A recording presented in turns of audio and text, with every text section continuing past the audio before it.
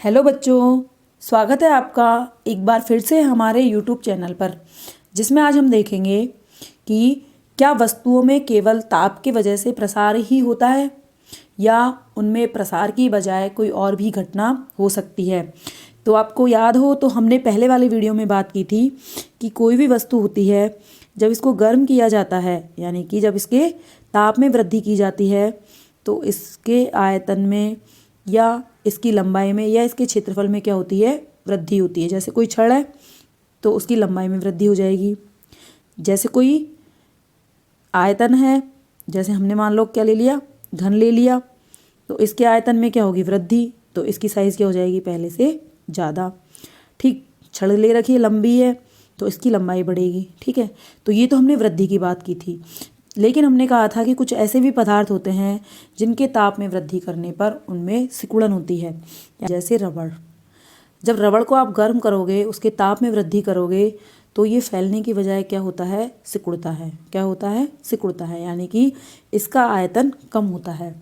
दूसरा एग्जाम्पल है हमारे सामने पानी का, बहुत ही वेल नोन एग्जाम्पल है कि जो पानी होता है वो हमारा 0 डिग्री से 4 डिग्री सेल्सियस के बीच, 4 डिग्री सेल्सियस के बीच फैलता नहीं है, बल्कि क्या होता है, सिकुड़ता है। ठीक है, यानी कि पानी में फैलाव नहीं होता, उसके आयतन में वृद्धि नहीं होती, बल्कि आयतन में क्या होती है, कमी, यानी पहले की बजाय उसका आयतन क्या हो जाता है, कम। तो 0 डिग्री सेल्सियस से 4 डिग्री सेल्सियस के मध्य जो पानी है वो हमारा क्या दिखाता है, असंगत व्यवहार। तो इसके बारे में समझेंगे हम कि पानी का संगत व्यवहार क्या होता है। तो देखिए, इस घटना को कहते हैं जल का असामान्य व्यवहार, और जो असामान्य व्यवहार है वो पानी दर्शाता है 0 डिग्री सेल्सियस से 4 डिग्री सेल्सियस के मध्य। तो जब पदार्थों को गर्म किया जाता है तो उनमें क्या होता है, प्रसार, किंतु जब जल को गर्म किया जाता है कितने से कितने के बीच, 0 डिग्री से 4 डिग्री सेल्सियस के बीच, ये इंपॉर्टेंट है, तो जल सिकुड़ता है, अर्थात जल के आयतन में क्या होगी, कमी होगी। और जब आयतन में कमी होगी तो आपको पता है V बराबर क्या होता है, आयतन बराबर क्या होता है, द्रव्यमान बटे घनत्व, या हम यूँ कह दें कि घनत्व बराबर क्या होता है, द्रव्यमान बटे आयतन, एक ही बात है। जब आप आयतन में कमी हो रही है और द्रव्यमान उसका फिक्स है तो घनत्व में क्या होगी, वृद्धि होगी। तो घनत्व में क्या होती है, वृद्धि, यानी कि आयतन तो घटता है, V में तो क्या होती है, कमी, लेकिन जो घनत्व है उसमें क्या होती है, वृद्धि होती है। तो 0 डिग्री सेल्सियस से 4 डिग्री सेल्सियस के बीच पानी हमारा क्या दिखाता है, असामान्य व्यवहार प्रदर्शित करता है।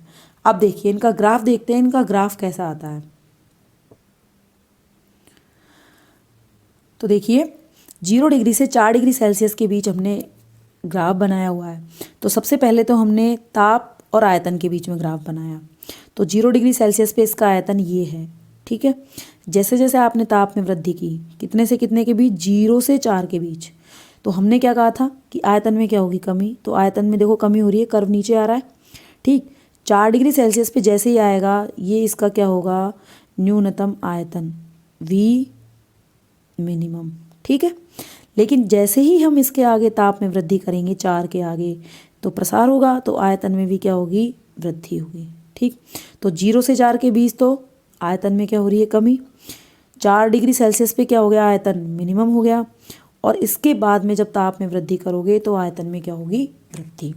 अब ये तो हो गया आयतन के साथ ताप का, लेकिन घनत्व के साथ जस्ट उल्टा बनेगा, क्योंकि हमने क्या कहा था, हमने कहा था कि आयतन में कमी हो रही है, इसका मतलब घनत्व में क्या होगी, वृद्धि, क्योंकि V प्रोपोर्शनल टू 1/d होता है। ठीक है, इसलिए अगर आपका आयतन कम होता है तो घनत्व बढ़ता है।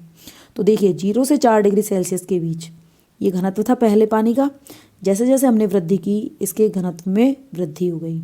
यहाँ पे ये हो गया अधिकतम, ये वाला जो पॉइंट है वो किसको रिप्रेजेंट करता है, D मैक्सिमम को। ठीक, 4 के बाद जब आप जाओगे तो इसमें क्या होगी, कमी होगी। तो 4 डिग्री सेल्सियस पर, यानी 4 डिग्री सेल्सियस एक ऐसा टेम्परेचर है जिस पर पानी का घनत्व तो अधिकतम होता है, जबकि उसका आयतन क्या होता है, न्यूनतम होता है। याद रखना है, ग्राफ और ये जो दोनों पॉइंट है दोनों ही क्या है, बहुत ही इम्पोर्टेंट है। अब ये चीज़ काम कहाँ पे आती है, तो देखो दैनिक जीवन में इस घटना का बहुत अनुप्रयोग है। सबसे पहला अनुप्रयोग है हमारे दैनिक जीवन में इसका कि अत्यधिक ठंड में जल के पाइप कभी कभी फट जाते हैं। ठीक, तो देखो ठंडे प्रदेशों में क्या होता है कि जो पाइप होता है, पानी हमारा किसके थ्रू आता है, पाइपों के थ्रू। तो जब इस पानी का तापमान जो इसमें होके आ रहा है, इस पानी का तापमान जब 4 डिग्री सेल्सियस से कम होता है, तो जैसे ही 4 डिग्री सेल्सियस से कम होगा तो इसके आयतन में क्या होगी, वृद्धि होगी। भाई आयतन में क्या होगी, वृद्धि होगी। तो आयतन में जो वृद्धि होगी तो देखो पानी का आयतन तो क्या हो रहा है, बढ़ रहा है, और जो बाहर की जो धातु है उसका आयतन क्या हो रहा है, कम हो रहा है। भाई ताप में कमी करते हैं तो पदार्थों के आयतन में क्या होगी, कमी। तो देखो जो पाइप है वो तो सिकुड़ रहा है और आयतन में वृद्धि हो रही है। तो ये दोनों घटनाएं मिलके क्या करती हैं, भाई दोनों घटनाएं विपरीत है। पाइप छोटा हो रहा है और पानी फैल रहा है, तो क्या होगा, पाइप फट जाएगा। तो क्या होगा, अत्यधिक दाब के कारण ये पाइप फट जाएंगे। तो सर्दी के दिनों में क्या होता है, पाइप फट जाते हैं। दूसरा एग्जाम्पल है जो इम्पोर्टेंट है वो है हमारा कि सर्दी के दिनों में पानी के अंदर जो तालाब है, पानी के जो तालाब है उनके जम जाने के कारण भी उनमें जो मछलियाँ रहती हैं वो हमारी जीवित रहती हैं। तो ऐसा क्यों होता है, देखिए ऐसा इसलिए हो पाता है कि जब सर्दी के दिनों में हमारा जो ताप है वो जब 0 डिग्री से भी कम हो जाता है, तो 0 डिग्री से कम होते ही क्या होगा, वहाँ पे पानी जमने लगेगा।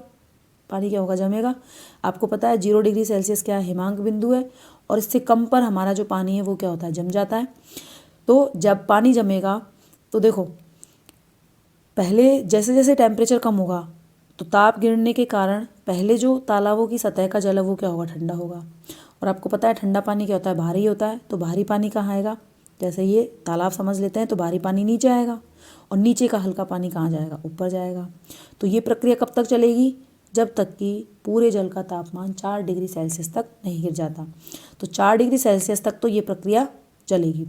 लेकिन जैसे ही 4 डिग्री सेल्सियस से तापमान कम होगा, यानी जैसे ही पानी का तापमान कितने 4 डिग्री सेल्सियस से कम होगा, वैसे ही क्या होगा, इसका घनत्व तो क्या हो जाएगा, कम। तो घनत्व कम हो गया यानी अभी हल्का हो गया। तो हल्का हो गया तो नीचे तो जाएगा नहीं।